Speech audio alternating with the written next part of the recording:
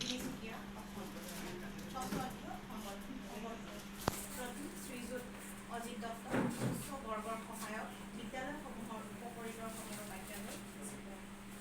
সেই মান্যবৰ পোনপ্ৰথমে আমাৰ কাৰ্যালয়ৰ তৰফৰ পৰা আপোনাক বিয়া ভৰা শুভকামনা জনাইছোঁ। কৰ্মৰ পথত আপুনি এজন অতি নিষ্ঠাৱান ব্যক্তি।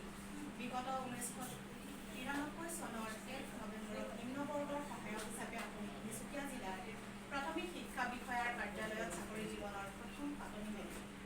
উক্ত জিলা প্ৰাথমিক শিক্ষা বিষয়াৰ কাৰ্যালয়ত সুদীৰ্ঘকাল কৰ্মজীৱনৰ সেৱা আগবঢ়াই যোৱাৰ পাছত গত 2020 বৰ্ষৰ 13 ফেব্ৰুৱাৰীত আপুনি তিনিচুকীয়া বিদ্যালয়সমূহৰ উপপৰিদৰ্শকৰ কাৰ্যালয়লৈ বদলি হৈ আহে আৰু যোৱা 11/3/2024 তাৰিখে আপুনি উচ্চ বৰ্গৰ সহায়ক পদোন্নতি লাভ কৰে।